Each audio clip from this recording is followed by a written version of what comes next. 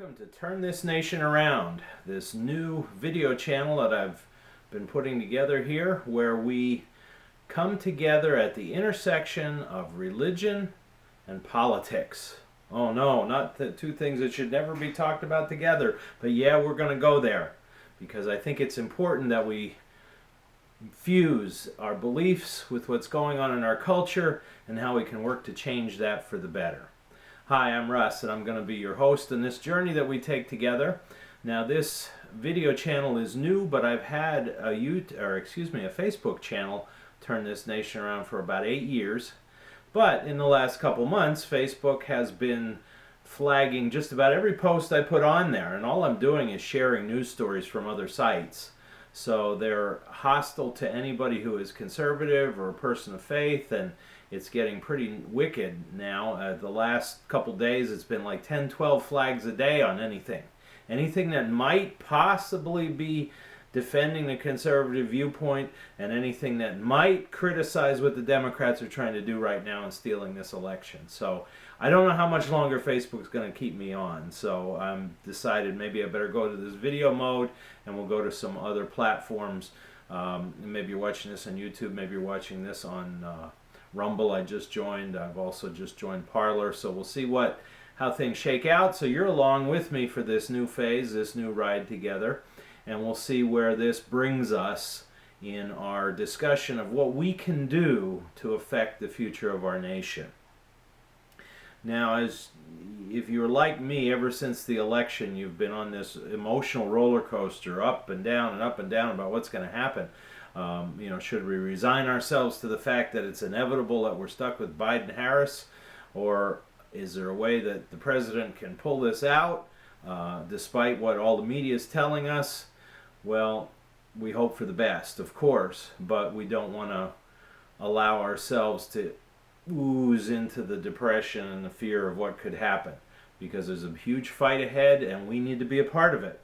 And this is going to be unlike anything our nation has ever been through before, I guarantee you. I remember the 2000 election with Florida and the hanging chads and the weeks and weeks of trying to figure out, was it going to be Bush, was it going to be Gore, and one court would rule one way and another court would rule another way, and the press was telling you all kinds of different things, and oh, it was a mess then. It was a great opportunity. I was teaching in a Christian school at the time, 8th grade American history class. The kids loved it because our main focus in the unit we were on was the Constitution, so we were looking at all the constitutional aspects of what was happening, and the kids could see how the three branches of government were working, and everybody with the politics, and it was amazing, and an amazing time for the kids. I'm not going to promise you this is going to be that instructional this time around.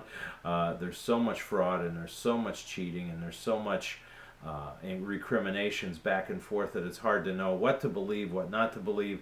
I'm sure there are going to be a lot of false flags thrown in there by the other side to have us chase conspiracy theories down rabbit holes instead of staying focused on what's most important.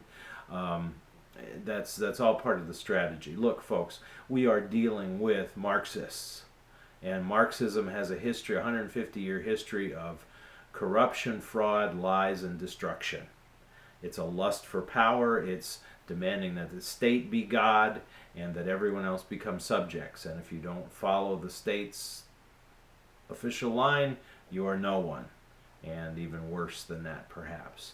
And if for those of us living in America, this is hard to fathom, but this was what life was like for literally millions across our globe over the last century, or a little more than that. And it's a horrible thing, but yet here it is, because these armchair Marxists have infested our universities for 50 years now, maybe longer. And they have been sowing these little seeds of lie and deceit and evil that they have slowly begun to try to change our nation from what it was originally meant to be to what they're trying to turn it into.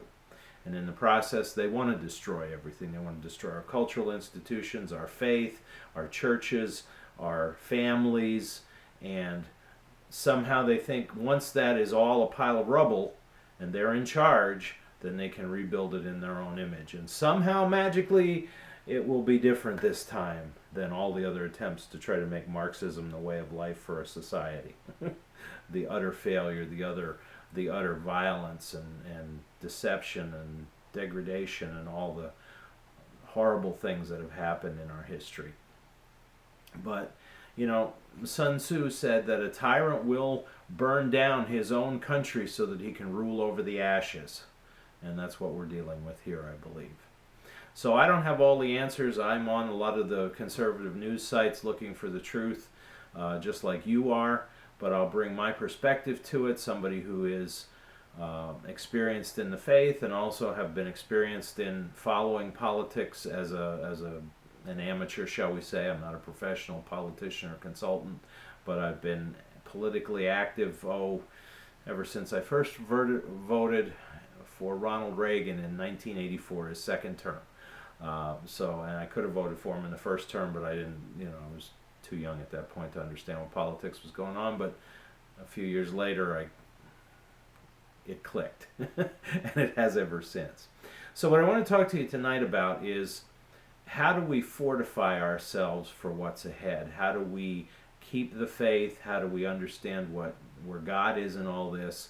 And how can we be a part of the solution rather than the problem? Now, I was praying about that earlier today when I was doing my devotional time, and I was kind of led to two different passages in Scripture.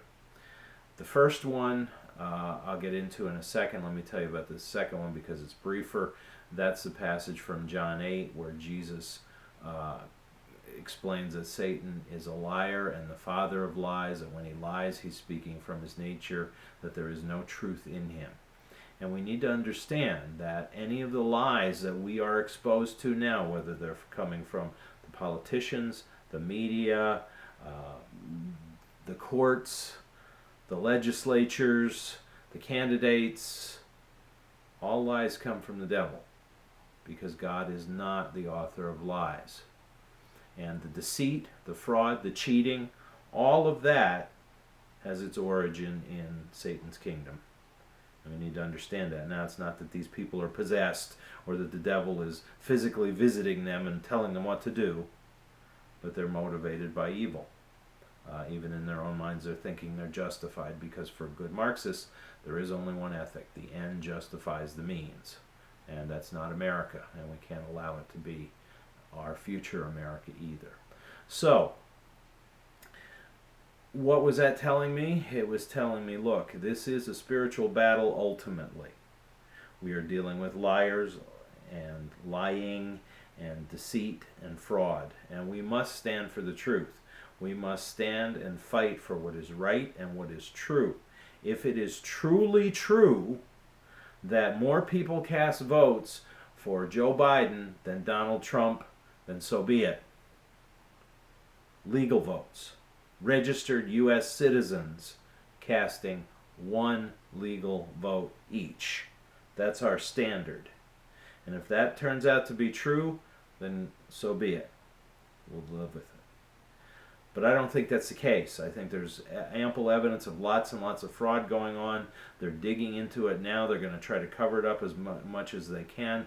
This is a plot that the Democrats have hatched for a long, long time. I mean, even before the State of the Union, Nancy Pelosi's running around saying, Donald Trump will never be reelected president.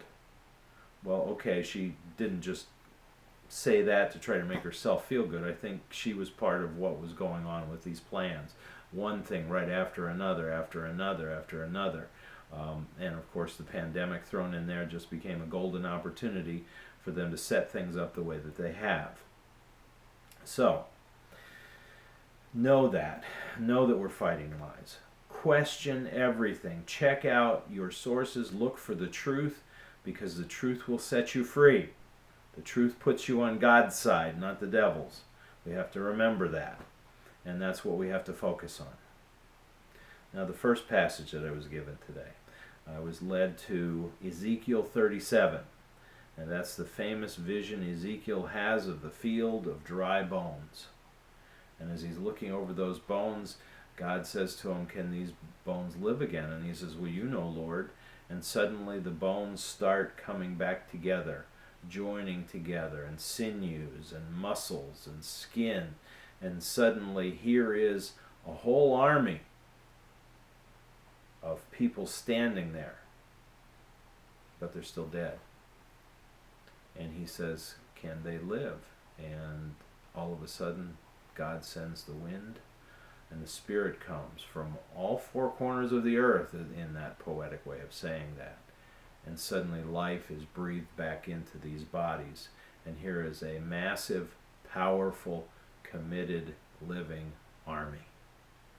Now, the original context there, I'm not one of these people who just pulls something out of Scripture and says it means this or whatever I want it to mean. The original context there was talking about the nation of Israel. Ezekiel is in Babylon in 600 BC, or 500s BC, 6th century BC. He's part of the exiles that were taken away from Israel when the Babylonians conquered it, and he was in Babylon during the Babylonian captivity. But God was giving him hope, and hope to tell others that this was not the end of Israel, that God would resurrect them, would bring them back to their home, and put them in their land. That's how the end of that story finishes, that they will be, you will be in your land again. And I think that if we want to spiritually apply that to us, we are that field of dry bones that is being built back together by God to fight this battle, not just today, but for the future too, to reclaim our nation. We've been through all kinds of junk in the last several decades of things that have been horribly, horribly wrong in our nation, in our culture, in our families, in our morality, in our society, in our media, and in our entertainment. And so how do we reclaim that? Well, we come together as an army, and here's the key. The life-giving breath of the Holy Spirit has to be within us so that we have God's wisdom and God's power and God's gifts, His armor, to fight this battle the way it needs to be fought. And that means we will be engaged. We need to pray, absolutely. I'm not opposed to that in any way. We have to bathe everything in prayer. In fact, Jesus' parable of the widow who's nagging the judge constantly is a good example here. We have to keep banging on heaven's door saying, Lord, save our land, save our land. But we can't stop there. We have to get involved. God has granted us this amazing gift of ruling ourselves in this nation. 9/10 of the people who have ever lived in this world, and it's probably even greater than that, have never had that freedom. They've always had a master over them. They've always had a king or a tyrant or a Caesar or a pharaoh or a czar or some Politburo or some other ruling entity that forced the majority of people to live the way they wanted them to. And people were little more than slaves. That's not America. In America, as one of our founding fathers said, the only king we have is King Jesus. No Americans are slaves of anyone else. No Americans need to bow down. No Americans need to bow before the queen or the king, because we are our own kings and queens. We have representation of people that we elect to run our government, to rule over us, but they serve at our pleasure. And they've forgotten that because they've become an elitist group who thinks that they know better than all the rest of us. And it's time we reclaim our birthright. We need to act as though this is our nation, these are our rights, and we will demand that our elections be honest and fair. And if anyone tampers with them, they need to suffer horrible consequences. Especially those who are working behind the scenes orchestrating the fraud. They need to never see the light of day again. They need to be put in prison and put there for the rest of their lives. That's the only way we can deter people in the future from trying to do what they're doing now. So, let's get engaged. Let's constantly contact those that we've voted for, those who are in office now. Tell them to do their jobs. If you're in Pennsylvania, you got to contact all the state senators and state representatives. They have the ultimate power to throw out the fraudulent ballots and claim that, Pennsylvania's electoral votes go to Donald Trump if they truly believe that he got the most votes. The same thing is true in Georgia and North Carolina and Michigan and Wisconsin and Arizona and Nevada. All these places that there have been some kind of shenanigans going on to try to steal this election. And if it turns out that a full, thorough, and fair investigation can happen, and it turns out that yes, Joe Biden did in fact get truly the most votes, then so be it. But if it turns out that we've got these fraudulent ballots, that we've got these voting tabulation places where you see people there with pencils circling in all the ballots and going through a whole stack like that, I posted a few of those videos and I was fact-checked on Facebook to say, well, that's false. They weren't, tampering with ballots. They were just correcting ballots so that they would be credited properly to the voters. I have never heard of anything so incredibly stupid. People who count ballots have to look at what the person did. If the person made a mistake, oh well, that's on the voter. It's not to the tabulator to say, gee, I think they really meant to fill in this oval, or I think they meant to vote for that guy. That's fraud. We had the same thing in Florida with the 2000 election, that there was a concern that, they had these punch-out ballots that the guy you wanted to vote for, you punched it out and there was a little square there and then they could feed it in the computer. Well, some of the people didn't punch the ballots out cleanly, and the little piece of paper was still hanging on the back, and it was called a hanging chad, and we don't know, did they really mean to vote that way or not? This is nuts. Tabulators have to just say, okay, here's what's in front of me, here's what I see on the paper, so be it. And any of these fact checkers who say anything different are liars. That's all I can say. So, at any rate, let's get engaged. I don't know how long this is going to drag out. I don't know how long it will be till we get resolution, how many court cases we have to do, but let's get involved.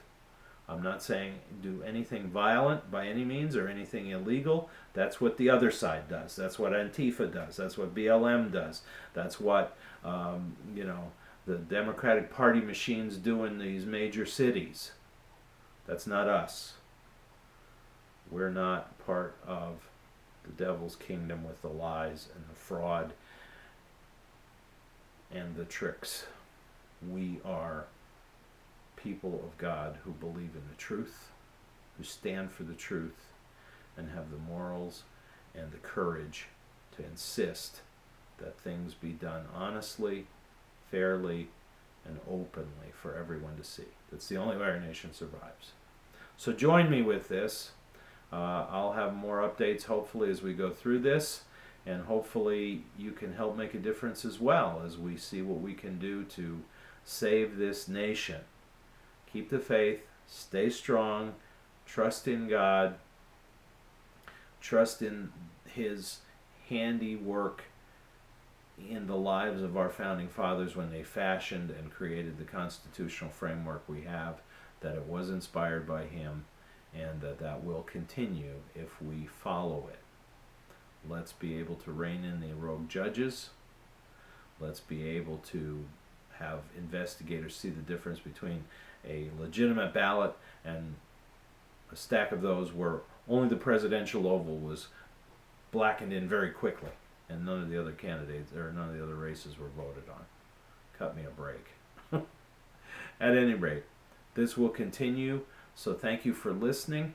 Please subscribe to this channel. I think I'll set up a new YouTube channel with this if I can. I've got to learn more about Rumble to see what I need to do there, and Parler, and we'll see what we can do, especially if Facebook and Twitter and those other places are going to continue to censor conservatives. We're going to either have to go elsewhere or create our own. So thank you, and I'll be in touch.